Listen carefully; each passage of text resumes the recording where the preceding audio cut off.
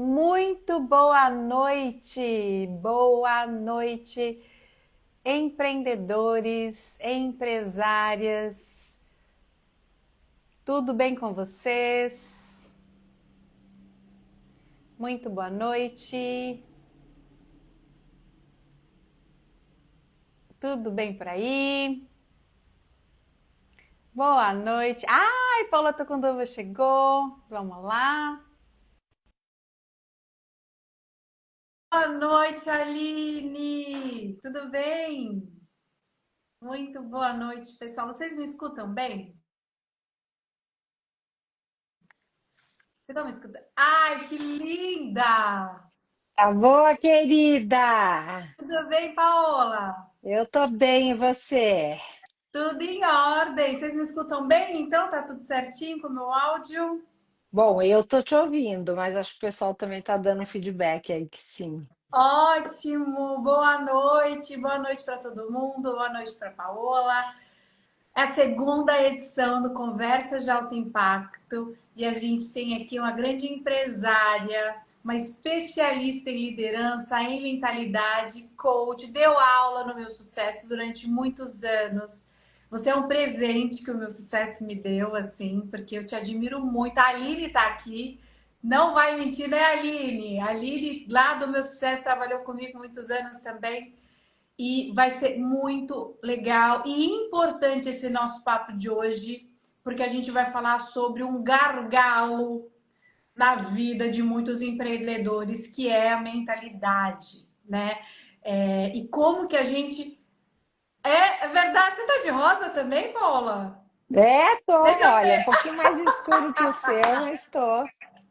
Muito, Olha, sintonia, sintonia. sintonia total, não combinamos. Não, não Saudades, não combinamos. combinamos.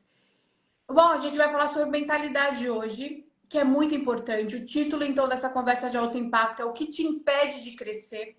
Às vezes você fica muito preso na técnica, no que as coisas não dão certo, quando na verdade você precisa fazer um check, né? Um check-up de mentalidade mesmo, porque empreender sim é difícil e se você não tem a mentalidade meio calibrada para aguentar o tranco, é bem provável que você tenha muitos tropeços no caminho. E é isso que a gente vai falar hoje. Então, seja muito bem-vinda, Paola. Quer falar um pouquinho sobre você, se apresentar?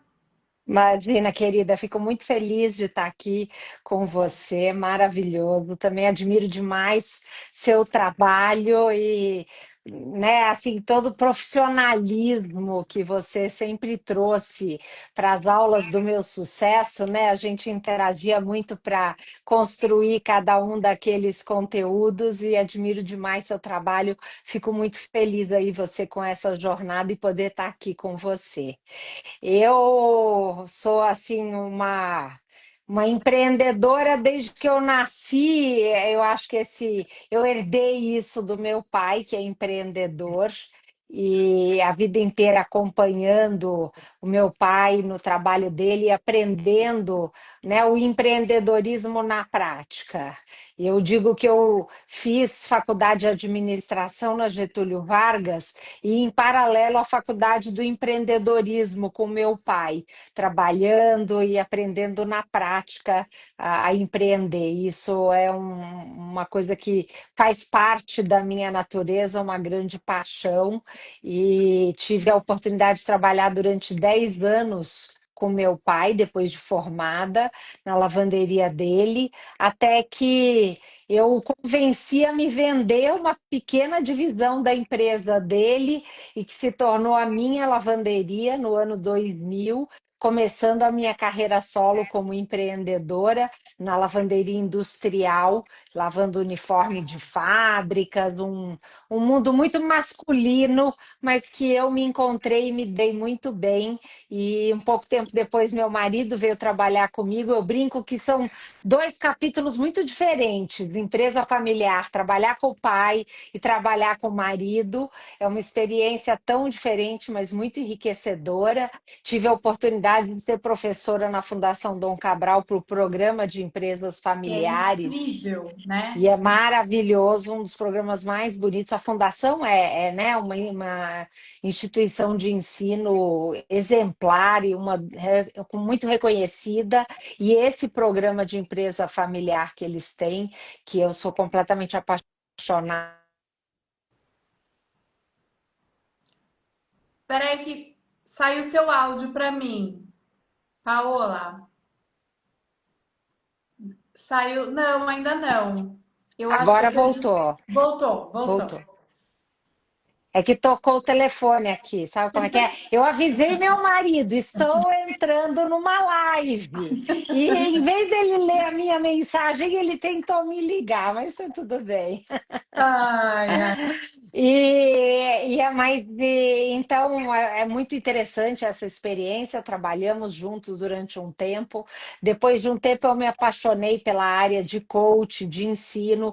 Fui ser professora facilitadora do Empretec, essa metodologia que eu sou apaixonada, professora na Fundação Dom Cabral, e meu marido que tocou o nosso negócio, a nossa lavanderia, até que a gente resolveu mudar para os Estados Unidos, vendemos as empresas e desde 2018 a gente mora aqui em Miami e dedicando muito ao meu trabalho como coach, como mentora. E agora, esse ano, eu fui convidada a trabalhar no Beer Nation, que é um ecossistema de negócios criado pelo André Dueck, e sobrinho do Tufi Dueck da Fórum, e a Carol Lara, sócia dele, e o Conrado, e eu coordeno e lidero, gerencio o programa de educação e crescimento Beer Nation Leader. Estou muito feliz, porque é mais uma forma de contribuir com empreendedores brasileiros que querem ter sucesso aqui nos Estados Unidos, porque esse é outro capítulo, né, Beth? Empreender não é fácil, mas quando você muda de país, você começa tudo de novo, mas é É. muito legal. E esse tema, Paola, mais para frente vamos abordar, porque eu acho que é interessante a gente trazer aqui para a conversa de alto impacto, falar sobre internacionalização. Mas hoje a gente foca na mentalidade porque a gente está iniciando essa série Conversa de Alto Impacto e para a gente chegar e pensar em internalização, a gente precisa antes fazer um check-up mesmo para saber se está preparado, se essa maturidade existe para poder realmente, enfim, aceitar o desafio, né? Com certeza. Para começar, eu quero. A gente vai falar muito sobre o que te impede de crescer. Então, você que aí que empreende e que se frustra muito e tem muita dificuldade de se relacionar com o outro, e obviamente, uma coisa que eu sempre falo, você tem que saber lidar com pessoas quando você vai empreender, né? Você precisa ter muito este cuidado, até para você conseguir, porque a gente não cresce sozinho, né? A gente vai estar sempre, a gente só vai crescer quando a gente consegue construir parceiros e até a nossa liderança se prova realmente uma liderança efetiva quando você consegue conversar com pessoas e influenciar pessoas. Eu queria trazer alguns dados para a gente começar a nossa conversa. Então, eu olhei um pouquinho, eu gosto sempre de trazer dados para não parecer que a gente está aqui só, não, papai, não é. Então, a gente tem grandes instituições acadêmicas como a Harvard, que fala, em 2020 lançou um artigo, né, características de empreendedores de sucesso. Então, fala muito sobre a mentalidade de crescimento, que a gente pode falar aqui também, né, a questão da curiosidade e adaptabilidade, né? Também aqui que é um clássico do Dave McClelland, da Harvard Business Review também, What Makes an Entrepreneur, então o que faz um empreendedor.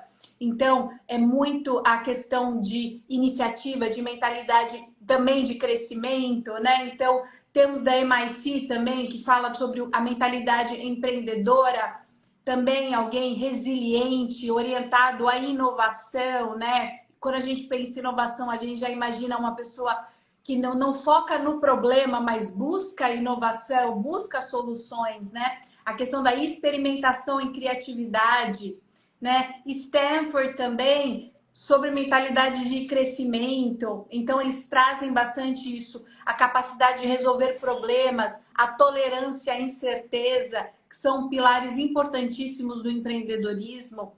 trazem a Carol Dweck, né, que foi a escritora, né, a que desenvolveu essa teoria da mentalidade de crescimento. A McKinsey também, de novo, mentalidade de crescimento. Enfim, trazendo aqui para vocês para reforçar que o que a gente está falando hoje é fato, né? Tem dado, tem embasamento para vocês começarem quando a gente for trazer essas questões, esses elementos, você começar a refletir em como que você lida com essas situações, porque a gente tem que, eu sempre falo uma coisa, sabe, Paola, a gente tem muitos gatilhos culturais. A gente aprende a ver o mundo de uma certa forma. E o Brasil, a gente já falou sobre isso, tem algumas dificuldades ali, tem alguns pensamentos, né? De tirar vantagem, do jeitinho, aquela coisa e tal, que dificultam muito essa mentalidade de crescimento, essa abertura ao empreender e essa capacidade de lidar com pessoas. E isso é cultural. Então, não se sintam ruins, nem, nossa, então não sou um grande empreendedor porque eu tenho essa mentalidade, nada disso. A beleza da vida é a capacidade da gente se desenvolver, né? Da gente enfrentar as nossas características para procurar melhorar, né, Paola? Com certeza. Eu acho que esse é o grande desafio, por um lado, e a graça da vida é a oportunidade da gente mudar, da gente melhorar. Só que para chegar nisso, você tem que ter a coragem de olhar para os seus defeitos ou para aquelas características que estão te atrapalhando a alcançar aquilo que você quer. Com certeza, com certeza. E recentemente no podcast que eu fiz com o Alexandre Frankel, né, que é o CEO, fundador da House da Vitacom, ele falou muito sobre isso também, sobre a questão da mentalidade de crescimento, quanto que para ele foi essencial e ele inovou muito dentro daquele setor e o tanto que ele teve que desenvolver na questão de gestão de pessoas, né? Enfrenta ainda, falou, ainda está vulnerável a essas questões, mas tem consciência e procura melhorar, que é o mais importante. Mas vamos lá, vamos começar. Eu tenho uma pergunta para você, Paola, que é a seguinte: como empreendedores de alto impacto, e aí eu vou falar impacto de sucesso, empreendedores que têm essa mentalidade de crescimento, pensam antes de agir? Como é que é este modus operandi de pensar? Eu acho que o primeiro ponto que é fundamental, eu gosto muito de um conceito chamado pelos psicólogos de locus de controle. E o que, que é esse conceito? Segundo Rotter, que trouxe esse conceito, ele divide as pessoas em dois grupos. As pessoas que têm o locus de controle interno e as pessoas que têm o locus de controle externo.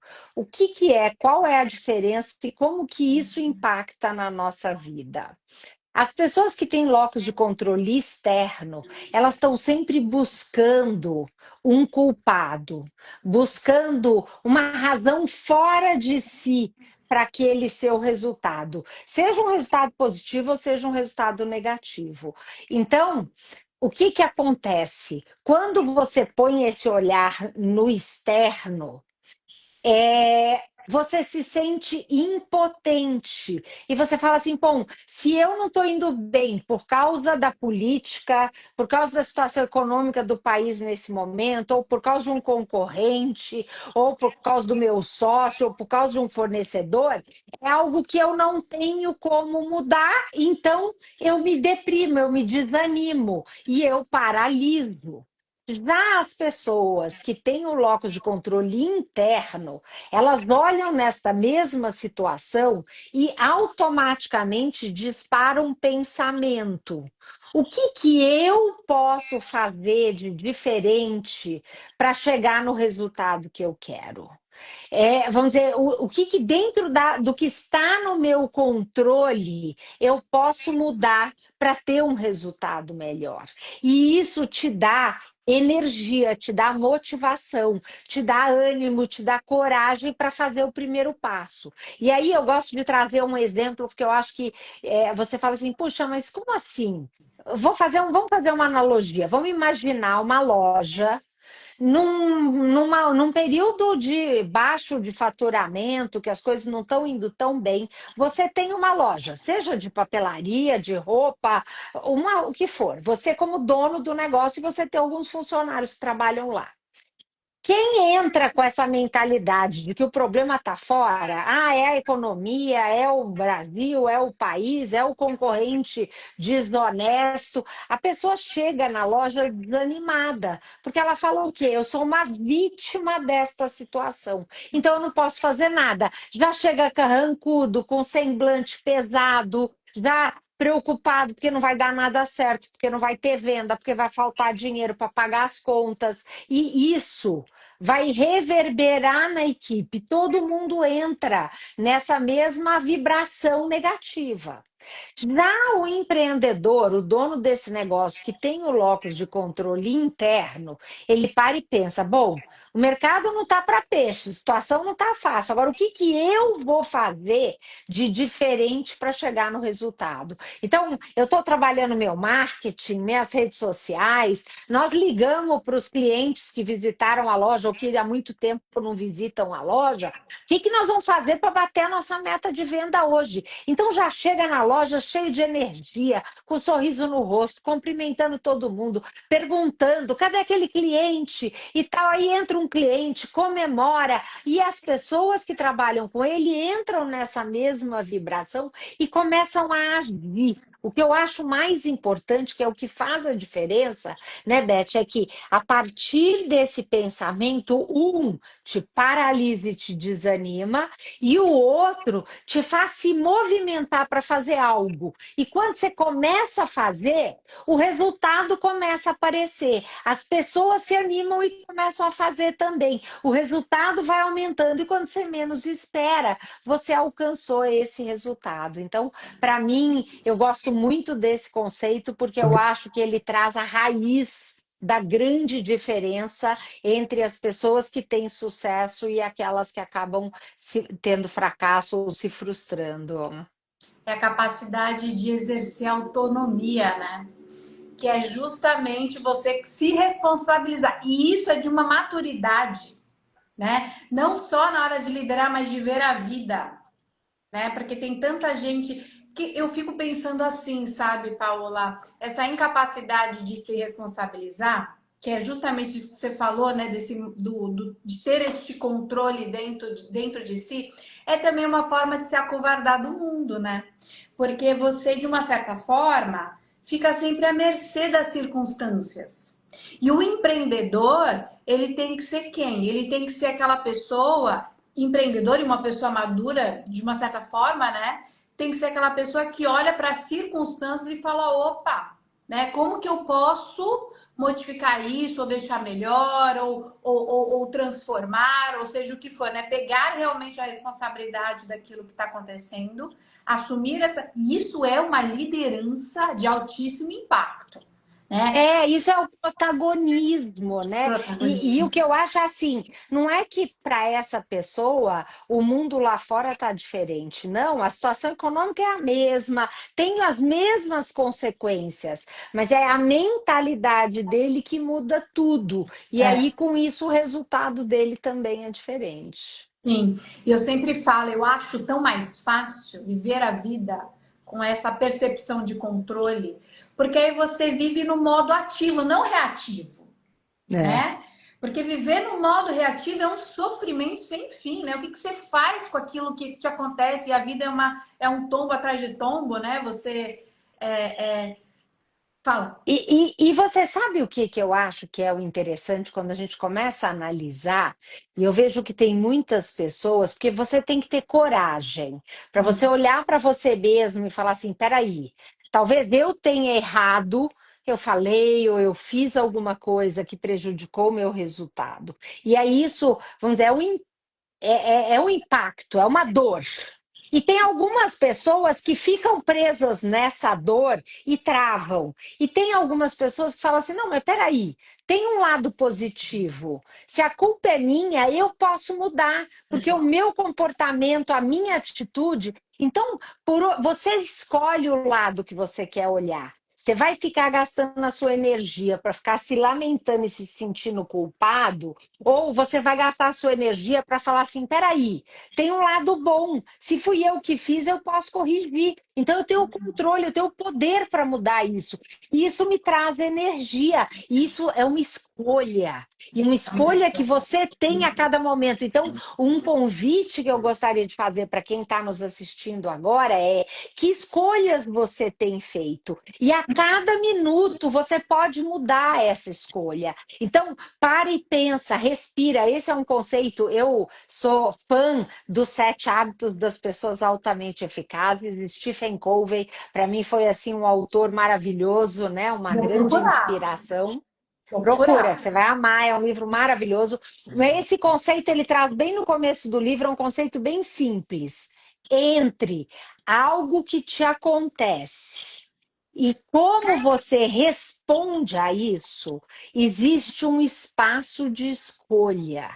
E É, você, então, a gente não tem controle a muito das coisas que nos acontecem, mas a gente sempre tem controle a como eu vou reagir àquilo que me acontece. E isso muda tudo. Só que o desafio é que na vida, quando a gente não tem consciência desse espaço que tem aqui, a gente gruda a resposta de forma instintiva.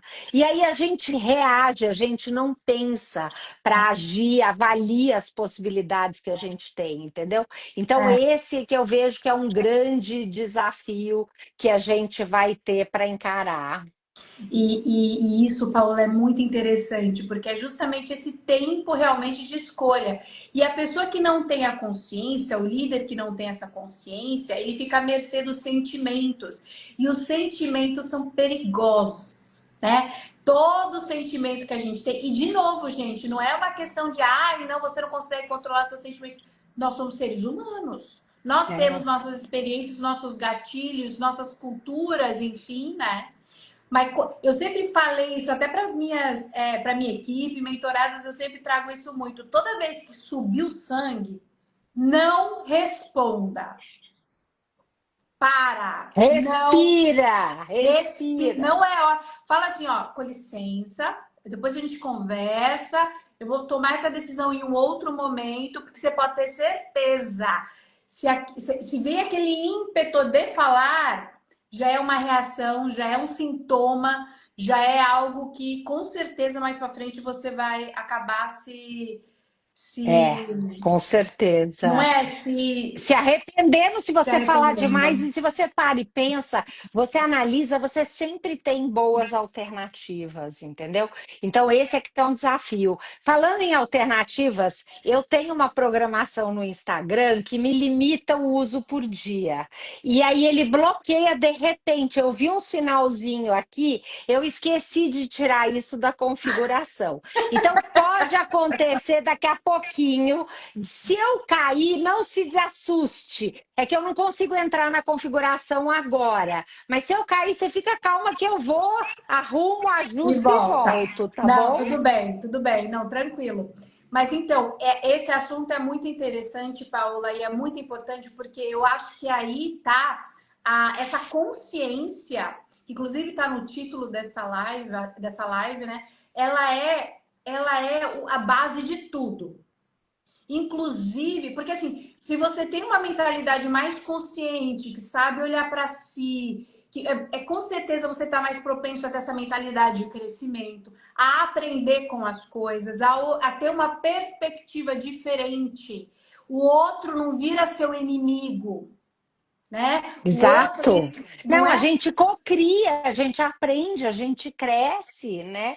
Eu acho que isso é maravilhoso. Você menciona aí nas pesquisas, né, o estudo da Carol Não sobre a é. mentalidade de crescimento. Esse é um livro que mega vale a pena de ser lido, porque nos ajuda a refletir e fazer uma mudança. O que eu acho bacana de mentalidade, de crenças que às vezes estão nos atrapalhando, é que está aqui. e eu posso virar uma chave e fazer uma mudança, e a partir disso eu começo a ter comportamento diferente e resultado diferente. É, mas tem que ter a demanda, né? Você tem que estar disposto a encarar isso, que eu acho que às vezes as pessoas ficam presas aí, né? Porque aí quer dizer o quê? Você olhar também para si e falar, opa, eu não sou perfeito, eu estava errado ali, né? É um desprendimento do ego. Mas, gente, isso é maturidade. Primeiro porque você nunca vai ser perfeito, ninguém é. Eu sempre falo, cada um com a sua loucura, cada um com os seus BOs.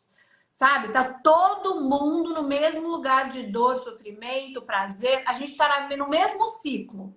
Agora, quando Com você certeza. assume esse poder de controle, você pelo menos consegue entender um pouco melhor até os seus BOs, né? Entender o outro também não vira seu inimigo, porque quando você não assume seus BOs, você pode ter certeza que o outro é seu inimigo.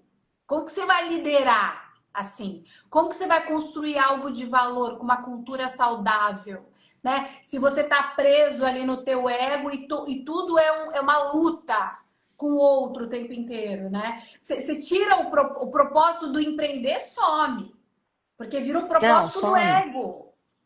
Vira E um. liderança, então? Ninguém é bom, ninguém é suficiente. Se alguém erra, você crucifica, aí você se vê cercado por pessoas, entre aspas, incompetentes, e É. você não percebe que é você, como líder, que acabou construindo pessoas, não são incompetentes, mas elas acabam se desmotivando e parando de fazer vamos dizer, aquilo que é necessário para te ajudar, porque você acha que só você pode fazer, você faz tudo sozinho? Nossa, é terrível. É terrível. Então, gente, eu acho que isso que a Paola trouxe é a base de tudo. É buscar ter essa consciência de que você tem autonomia, que você exerce autonomia e precisa exercer autonomia. É justamente você ter essa maturidade, esse entendimento que você consegue viver o seu negócio de uma forma estratégica, desprendida, né? Que aí é um outro tema. Fala, fala. Não, sabe uma coisa que eu fiquei aqui pensando, né? Que às vezes, vamos dizer, normalmente a gente trava quando a gente enfrenta algum grande desafio, algum problema, e aí você acaba entrando em pânico e travando.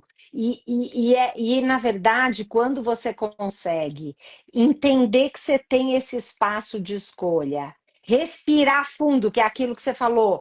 Você começa a analisar que alternativas eu tenho para sair dessa. O primeiro pensamento que vem é: eu não tenho alternativa, eu estou ferrada. Esse é o primeiro, ok. Preciso Tá lutar pela bom, sobrevivência. esse existe, está aqui. Qual é o próximo? Se eu fizer alguma coisa e der errado, se eu não fizer nada, se eu fizer alguma coisa e der certo, quais coisas, ações eu posso tomar nessa situação e que potenciais resultados elas podem trazer. Aí, quando você começa a avaliar isso, parece que uma luz no caminho e as coisas começam a ficar mais claras e você começa a dar um passo de cada vez e quando você vê, você superou aquele desafio. Você supera e aprende e recodifica, começa a recodificar a tua mente, né? Porque não é na razão que a gente aprende, né? É na experiência.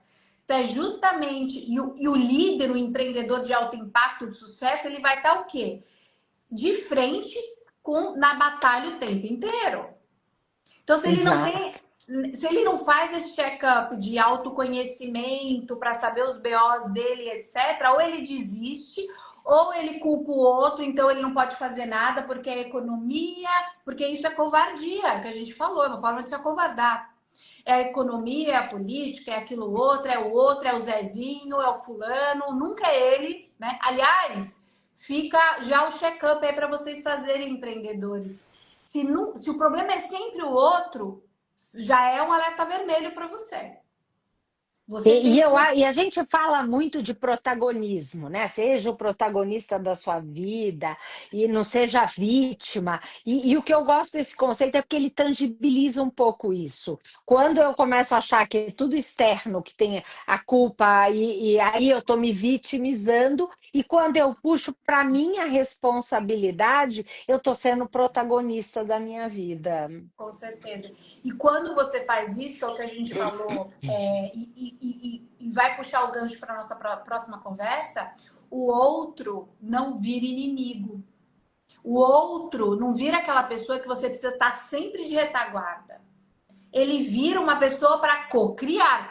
E um negócio não. E agora, nessa economia nova digital e de muitas empresas, muitas coisas acontecendo, você pode ter certeza que o negócio, outro dia eu li isso no livro, não está aqui o livro.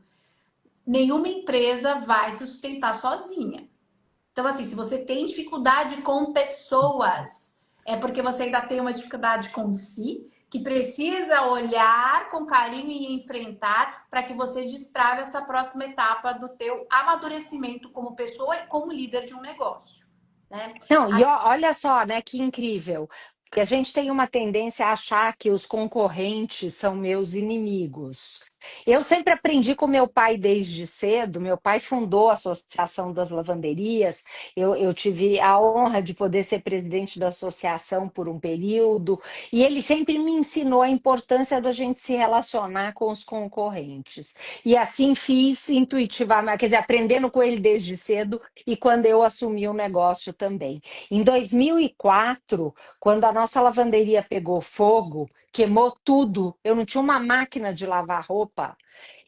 Foram os concorrentes que começaram a me ligar oferecendo ajuda. Nós tocamos uma lavanderia uma semana sem uma máquina de lavar roupa e nós atendemos todos os nossos clientes.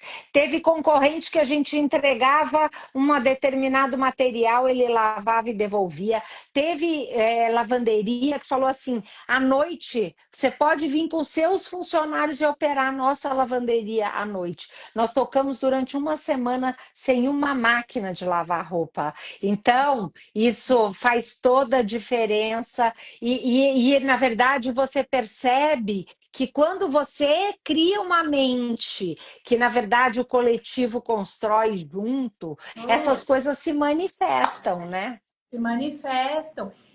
Uma das coisas uma coisa que é muito importante a gente entender, e isso para ambiente de negócios, é que competição são saudáveis. A competição, quanto mais a gente tiver um horizonte de negócios, um horizonte, né, um espaço de negócios horizontal, mais competitividade, mais inovação, né? Mais inovação. A China cresceu muito assim, né, Paola? A gente precisa Nossa. ter mais isso. E isso vem o quê? Isso vem da concorrência, que é uma concorrência boa, não é ruim. Você tem como empreendedor que assume o protagonismo e essa autonomia, ele entende o quê? Que eu preciso me responsabilizar pelo desenvolvimento. E é através dessa competição que a gente consegue grandes inovações. Isso é importante para a economia, isso é importante para a economia, a gente tem inovação, né? A gente precisa disso no Brasil, inclusive, né? Com Então, certeza.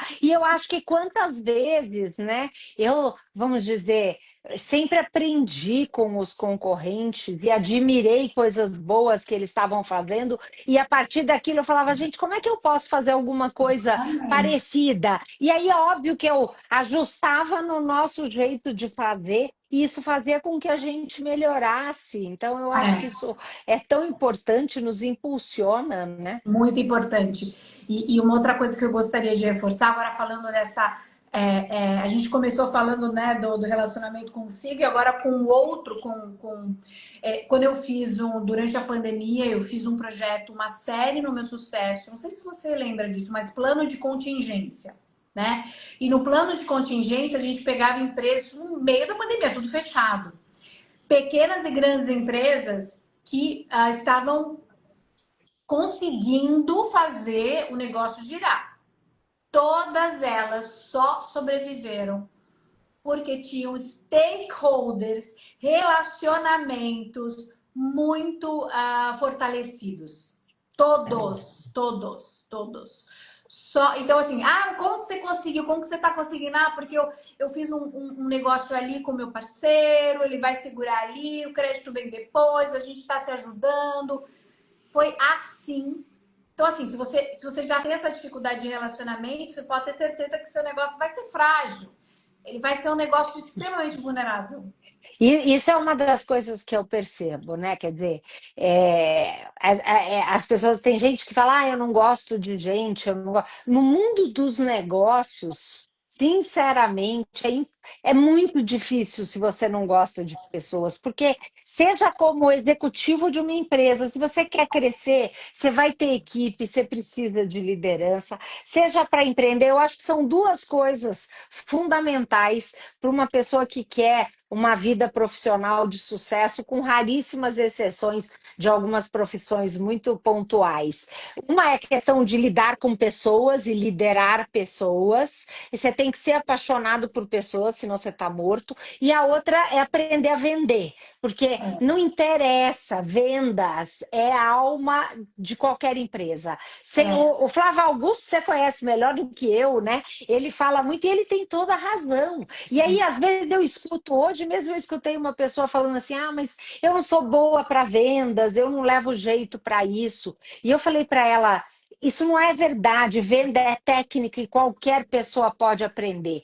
Você Claro. pode ter uma personalidade que seja mais fácil alguns aspectos da venda, mas em compensação sempre vai ter um outro lado de vendas que você vai ter mais dificuldade. Então, qualquer pessoa desenvolve habilidade e pode se tornar um grande vendedor. O próprio André Dueck, né, ele fala isso, eu gosto muito desse exemplo. Ele sempre foi a pessoa da área financeira. Então, tanto é que pouca gente lembra do nome dele, porque ele estava nos bastidores apoiando o Tofi. Começou como office boy, terminou, né, como CEO na Triton, teve um papel importante na venda das empresas e tudo, só que ele era aquele cara dos números. E aí, quando falava em vendas e marketing, diz que todo mundo falava, mas isso não é para o André.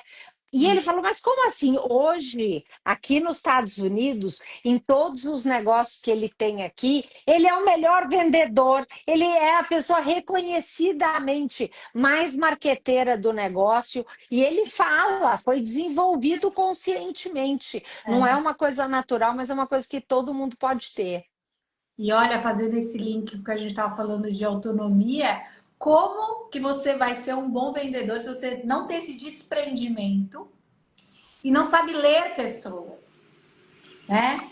Como que você tem que ter empatia, você tem que ter escutativa. Para você fazer isso, você precisa desse desprendimento, essa maturidade, ser protagonista. Senão vai ser Com tudo, você certeza. vai ser realmente um péssimo vendedor, porque imagina, não, ela não quer, porque não, o problema é dela, aqui não. E na verdade, para você exercer essa atividade comercial, você precisa dessa maturidade, né? Muito Com bom. certeza, maravilhoso. E Paola, então entrando aqui, uma outra coisa que a gente falou semana passada, que eu queria abordar aqui, que eu acho muito importante, a gente está falando agora, né, do relacionamento com o outro, né? E dessa capacidade de formar parcerias. Tem uma coisa muito comum que as pessoas fazem, que é na hora de fazer uma negociação, né? É aquela coisa, né? De quem que vai ganhar aqui nessa negociação, né? Quem vai sair ganhando, né?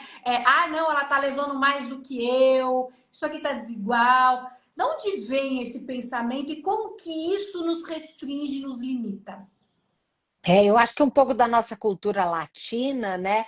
E eu acho que vem, a gente lembra na juventude que se criou a lei de Gerson. Gerson parece que acho que era um jogador de futebol, alguém famoso, e ele foi fazer uma propaganda de cigarro e ele falava "Vai levar vantagem em tudo, alguma coisa assim. E isso entrou na cultura. Eu não sei se ele manifestou alguma coisa que já era da nossa cultura, uma coisa alimentou a outra, mas eu acho que isso é uma pena que a gente tenha, né, essa mentalidade de querer levar vantagem. E eu acho que isso tem muito a ver com a questão da mentalidade de escassez e de É, abundância. é, Infelizmente, no Brasil, a gente foi introjetando uma mentalidade de escassez e para eu ganhar, o outro tem que perder. Isso é um outro conceito maravilhoso, vale a pena ler nos Sete Hábitos das Pessoas Altamente Eficazes, porque um dos hábitos é o ganha-ganha. E ele ensina como você constrói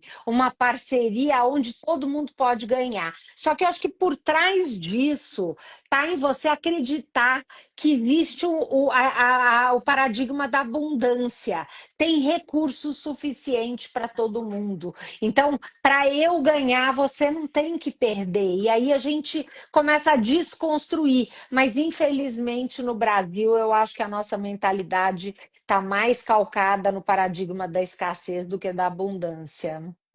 e é bem medíocre isso, né? É tão medíocre porque a gente tem que partir da premissa de que empreender é gerar valor, né? E quando você vai fazer uma parceria, é para gerar valor de ambas as partes, né? E eu sempre falo o seguinte: se o outro manifesta, pode ser que o outro venha para você e manifeste um, uma forma de fazer negócios com você que fique bem evidente, essa coisa do tirar vantagem. Você não precisa jogar no mesmo nível. Que tal falar sobre e manifestar isso? Ó, vamos trabalhar de uma forma que você ganha, eu ganho. Isso é autonomia, né? De novo, isso é Não, autonomia. e você sabe que eu me lembro, a gente no Empretec tinha uma dinâmica para mostrar um pouco que é possível fazer uma negociação ganha-ganha, e é muito interessante como, vamos dizer, a maioria das pessoas entravam com a mentalidade de escassez. E aí eram negociações que eram feitas e um saía super bem e o outro arrasado. E quando a gente terminava e analisava todas as negociações que foram feitas, e a gente começava a construir o que era necessário e que era possível, naquele caso, uma negociação ganha-ganha, desde que cada lado tivesse muito claro o que eu preciso, o que eu estou disposto a abrir mão, o que eu não posso abrir mão pela minha situação, e que se os dois lados, primeiro, tivesse isso claro, segundo, tivesse transparência para falar, olha, aqui eu tenho um limite por uma razão, aqui eu posso ceder, e vice-versa o outro, dentro daquele cenário, daquele exercício, era muito viável fazer uma negociação ganha-ganha e raramente alguma dupla chegava numa negociação ganha-ganha.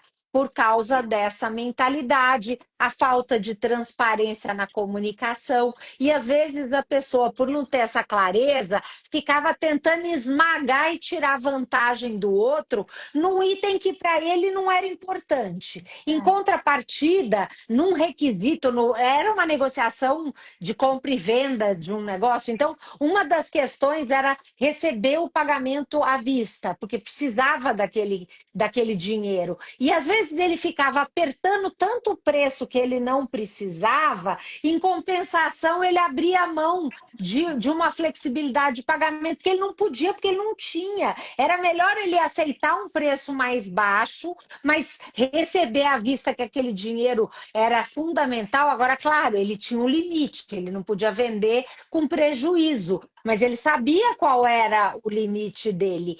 Só que às vezes a pessoa entra na mentalidade de escassez sem avaliar aonde é. estão os meus limites, até onde eu posso ir, o que eu posso abrir mão. Não, e isso é muito curioso, né? A pessoa ela já vai para uma negociação achando que o outro é o inimigo. Porque aí é o que você falou, não tem a razão por trás. Racionalmente não fazia sentido para ele, mas ele já vai. Então, se o outro está propondo algo, ah, não, pera, tá alguma coisa tá errado aqui, não é? Então, se Exato. Não, e eu vou para acabar, para matar ele. Não, você não vai para matar ele. Você vai para fazer uma boa negociação. E às vezes quando você vai nessa mentalidade de querer, entre aspas, fazer o outro perder, você não percebe que tem itens básicos que para você é fundamental, que você não poderia abrir mão e você acaba abrindo mão e você constrói uma negociação perde-perde. Os perde, dois perde. perdem. É É, tão triste isso. é. Quer dizer, é estúpido, né? Uma negociação que acaba burra, você já entra completamente vulnerável, porque a tua crença limitante, por assim dizer, já tomou conta da sua percepção. A sua percepção já está completamente tomada pela sua emoção, né? E aí você já vai com aquele. Então, assim, tem que fazer esse exercício na hora de fazer. Você quer começar essa negociação para o quê? Né? O que vocês têm em comum? Como que isso pode ser trabalhado de uma forma que os dois ganhem? Porque isso só vai ser, só vai resultar em uma questão mais saudável para o negócio. Né? É Vocês dois isso. crescem. E aí a gente mostrava como numa negociação, cada um podia mostrar seu limite, qual era seu custo, sua margem. E aí todo mundo ficava, mas como assim? Eu posso contar para o meu cliente? Por Pois que é, não? Só que a pois gente é. vê que o quanto esse viés da mentalidade de escassez, de querer entrar para destruir o outro, e no fim ficam os dois destruídos. Eu lembro que quando eu entrei no meu sucesso, a gente fez aquele, não sei se você lembra, mas a viagem para o Vale do Silício e tinha uma série, a início que era Disrupt, eu acho, né? Não sei se você lembra disso. E falava muito sobre essas questões, esses elementos da colaboração, da questão das ideias inovadoras, né? Porque aqui aí não fala, não demonstra, bico calado, quando na verdade é justamente no encontrar das ideias que se desenvolve uma coisa legal. Então, assim, isso, gente, limita o crescimento de vocês. Vocês ficam pequenos, ficam Exatamente. presos no ego, né? Você fica preso no ego e numa cultura ali, uma percepção de mundo que, infelizmente, tem a questão cultural, né? A gente aprende a ler o mundo na dinâmica com o outro. Então, se estamos num ambiente cultural que tem já essa mentalidade, é muito provável que a gente tenha também, mas é nossa responsabilidade como adultos desafiar isso. Exatamente. Porque, E graças a Deus, somos flexíveis na mente. Então, a gente tem a pessoa não muda, muda sim. Muda sim, mas tem que estar disposto. Porque é muito mais fácil, não é? Na verdade, não é mais fácil, mas parece que é mais fácil. Muito mais fácil você ficar lá reclamando. Tudo é culpa do outro, porque ali não foi ali, porque aquele ali que não quis, que não foi, que não sei o que, não sei o que lá. Isso é covardia, né? Isso é uma bela de né, uma covardia. com certeza. Para finalizar, eu queria falar sobre uma outra coisa que, de novo, tem a ver com essa questão de autonomia. Então, quando a gente está tudo interligado, então é a base de tudo, né? Você assumir as questões que eu sei, que eu acho muito curioso, né? Que é a criatividade e o desprendimento de buscar soluções, né? E eu acho que o empreendedor ele tem que ter muito esse drive, porque a gente precisa de empreendedores que buscam soluções, né? Que buscam resolver problemas, que buscam, porque isso é muito bom, isso é muito positivo, é isso que escala grandes negócios e que favorece também para a sociedade como um todo, né? E o que você acha que faz esse empreendedor que. Porque tem gente que foca em problema, que é a mesma energia, né? Tem até uma frase que fala isso, e tem aqueles que não, eles vão na solução. Que é assim, tipo, por exemplo, vou dar um exemplo. A pessoa está lá empreendendo e está colocando um novo mercado, um novo produto no mercado, aí já vem o primeiro feedback, um feedback destruidor. Ali já é um ponto de virada. Para onde você vai? Você vai, putz, sou péssimo empreendedor, não, já vou largar isso aí, não é para mim? Ou você vai o quê? Como que eu posso melhorar? né? O que que faz isso, essa competência? Porque isso é muito de empreendedor de sucesso, né? Muito, muito, faz muita diferença, né? Eu acho que a primeira coisa é que o empreendedor de sucesso, ele normalmente tem uma visão de longo prazo clara, específica, com um forte significado pessoal. Então, Uhum. quando você tem essa visão junto com um propósito, com um significado pessoal, com um sentido maior para isso, você tem o seu foco lá na frente, na meta, e não na estratégia e no caminho. Então, se eu estou usando uma determinada estratégia e eu não estou tendo o resultado que eu gostaria, eu estou tão comprometida com aquela visão que eu tenho no futuro que eu automaticamente começo a entender que eu mudo no meu caminho para garantir que eu chego no meu objetivo. Então, até o conceito do Dr. David McClelland de persistência é você persistir nesse objetivo, nessa meta, nessa visão, e não no caminho. O caminho você tem que flexibilizar. Por quê? Porque o seu objetivo não é passar por essa estrada, é chegar naquele Chegar lugar. lá. Se essa estrada está bloqueada, não interessa, eu começo automaticamente a procurar um outro caminho, porque eu tenho esse comprometimento com esse resultado, com essa meta. Então, eu acho que um dos pontos que levam as pessoas, às vezes, a paralisar e não buscar soluções é quando a pessoa não tem essa visão clara no futuro. E isso é muito mais comum do que a gente imagina, né? Eu, assim, fiz muitas palestras e acho que nós, da cultura brasileira, mais ainda. Eu fazia a pergunta: quem aqui tem uma meta para a sua vida daqui a 5 anos e que isso esteja por escrito? Nem 5% das pessoas levantavam a mão. Então, infelizmente, isso é uma questão cultural, uma questão de educação. O americano, ele na escola, as crianças aprendem a fazer meta smart. Você aprender a Ah, escrever uma meta smart com 7 anos de idade é é. uma lição para o resto da vida. A gente, às vezes, você está com 30, 40, 50 e nunca aprendeu a estabelecer uma meta, a parar para pensar onde eu quero estar, como que eu quero que a minha empresa chegue. Então, eu acho que um dos pontos é a falta dessa visão clara. O segundo ponto é a falta do comprometimento em alcançar a meta. E aí você às vezes fica paralisado, amarrado e morre na estratégia errada. Então, persistir não é persistir na estratégia, é persistir no atingimento da meta. A estratégia você pode mudar à vontade. Quando você começa a construir isso, quando você tem essa visão, você vai ver que você rapidamente começa a buscar a solução. É, não, com certeza. E também, de novo, esse desprendimento, né? Para falar, opa, aqui não vai, né? E saber escutar para entender aonde que eu posso então ir para melhorar e para chegar no meu objetivo. Porque, de novo, o teu negócio, como você falou, ele tem que ter um propósito, ele tem que ter um lugar, um objetivo que seja algo externo, né? Algo ali para você chegar. Então, o teu comprometimento é com aquele objetivo, É com o não com você, resultado que você quer alcançar. no resultado que você quer alcançar. As pessoas não fazem essa visão e essa coisa do longo prazo, não pensam.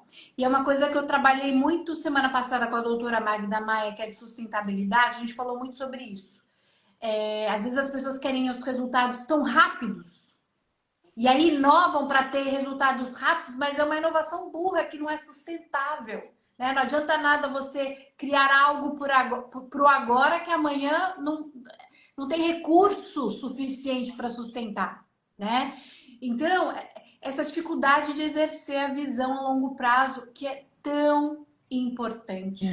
Que é um outro desafio para nós brasileiros, né? A gente tem uma visão de muito curto prazo, que é o retorno do investimento muito rápido. Então, vivendo, morando aqui nos Estados Unidos, eu tenho percebido a diferença, né? Nós no Brasil a gente quer negócios que tenham rentabilidades de 20, 30%, enquanto aqui nos Estados Unidos eles querem uma rentabilidade menor, mas o negócio é muito mais estável e eles estão pensando no longo prazo, né? Sim, sim. E é um risco, e de novo, né? Por isso que precisa de consciência, de buscar conhecimento. Eu falo muito isso, sabe, Paola? A gente tem que tomar muito cuidado com as promessas, né? Porque justamente se a gente já tem uma cultura que gosta das coisas rápidas, a gente cai, por falta de conhecimento de negócios, a gente cai em muita roubada. Coisa da dopamina, né? Ai, não quero agora. E você pode ter certeza que isso não é sustentável, alguma coisa está errado, você vai se frustrar. Então, é muito legal quando você assume de novo as rédeas da sua vida e entende que você tem sim um propósito ali, que você vai ter tropeços e que você vai reajustar essa rota, que é o que eu falo sempre, né? Numa travessia de navegação, você pode até ter uma rota lá, mas se vier uma tempestade, você muda, você ajusta. Você quer chegar ali naquele objetivo, mas você vai ajustando, porque tem coisas que estão fora do seu controle, né? Exato. E é uma coisa que a gente falou, acabei falando também no podcast com o Ale Frankel. Inclusive, se alguém quiser assistir, tá lá no YouTube, canal Negócio de Alto Impacto, que ele falou assim, poxa, quando algo de errado acontece, como que eu penso? Eu penso assim, que oportunidade legal que eu tenho de aprender, né? Feedback ruim, poxa, eu tenho uma oportunidade de melhorar aquilo que eu tinha feito, porque você não vai saber tudo. É normal, você tá como todo mundo se desenvolvendo, evoluindo na vida, né? Então, pô, todo feedback ruim que você tiver, quando a rota tiver que ser ajustada, exerça com consciência, porque isso só tá te dando mais munição para você acertar e se tornar um empreendedor melhor. Com certeza, com Tem que, certeza. tem que ter esse drive também, né? De tipo, às vezes você até fica chacoalhado na hora e fica, pô, né? Mas, pô, vai, olha depois com mais calma e fala, pô, ok, vamos nessa, vou ajustar aqui, vamos tentar uma coisa nova. E isso vai te trazendo inteligência de negócios, inteligência de mundo, que com certeza vai te deixar mais maduro. Mas, de novo, tem que ter desprendimento, né? Com certeza, não é para qualquer um. Não é para qualquer um. Paola, antes de encerrar, que a nossa conversa foi incrível, você acha que tem algum outro tema interessante para a gente falar aqui, que a gente acabou não falando, que você acha que também é um aspecto Eu interessante? acho que um pilar, né, lembrando um pouco daquele trabalho do Dr. David McClellan, né, das competências do empreendedor de sucesso, então, além da meta, da visão clara no futuro, o correr riscos calculados, eu acho que é um outro ponto muito importante, e o empreendedor, ele gosta de correr risco, mas não o risco louco, ele está sempre avaliando o risco, ele está sempre agindo para reduzir o risco e só depois ele se coloca na situação de risco. Então, correr riscos calculados, eu acho que é um aprendizado super importante para o empreendedor e que é um componente para o sucesso desse negócio. Então, acho que quando a gente junta, né, o conceito do locus de controle interno, a consciência do meu poder de escolha, independente do que me acontece, eu sempre posso escolher como eu vou reagir a isso, junto com né, o paradigma da abundância e construindo relações ganha-ganha, com essa visão clara para chegar naquilo que tem um grande propósito, que vai fazer uma diferença no mundo, as coisas começam a acontecer. Pode ter certeza, né? Buscando conhecimento, que você falou, né? Mitigar os riscos exige de você buscar conhecimento e se preparar, né? Gente, isso é importantíssimo. Outro dia eu falei com o Magaldi sobre isso, eu escrevi um texto falando, eu tinha acabado de tirar estava estudando para mestre amador de navegação, que eu amo, né? E ali você tem várias ferramentas que você aprende, né, para fazer os cálculos e tal. E eu fiz uma reflexão sobre as ferramentas que hoje já existem, né, que foram desenvolvidas para ajudar a gente com o negócio, um Canva, uma matriz de Eisenhower, o que for, e tudo isso ajuda e as pessoas não utilizam. E eu fiz um artigo sobre isso e o Magalhães falou assim, Beth, eu concordo 100% com você. Essas ferramentas, esse conhecimento que existe, gente, é uma forma de transcender experiências de outras pessoas que viveram muitas coisas, que desenvolveram ferramentas a partir dessas experiências para nos ajudar a organizar melhor as nossas ideias e a prevenir esses riscos. Então, utilizem essas ferramentas. Não é, ai, que chato. Não, coloque no papel, faça um Canva, faça um Excel, faça o que for. Porque quanto mais você escrever, exercer sua inteligência, colocar no papel, mais você se desenvolve, mais preparado você vai estar para ser um grande empreendedor de alto impacto, que a gente precisa tanto no Brasil, né? Empreendedores inovadores grandes, que pensam grande, para a gente dar uma acelerada e uma desenvolvida na economia, porque é um movimento importantíssimo para isso, né, Paula? Com certeza, é o que faz a diferença aí, né? Num país é o empreendedorismo, é essa força empreendedora. Paola, muito obrigada. Nossa, foi incrível a Delícia, conversa. querida. Muito bom estar aqui. Obrigada pelo convite, foi uma delícia e parabéns pelo seu trabalho. Obrigada, Paola. Vou chamar você mais vezes. A próxima vez vamos falar sobre internacionalização. Combinado. Um beijo para você, para vocês que ficaram aqui com a gente também. E até breve, semana que vem temos mais conversas de alto impacto. Um beijo para vocês. Beijo, Paola. Beijo.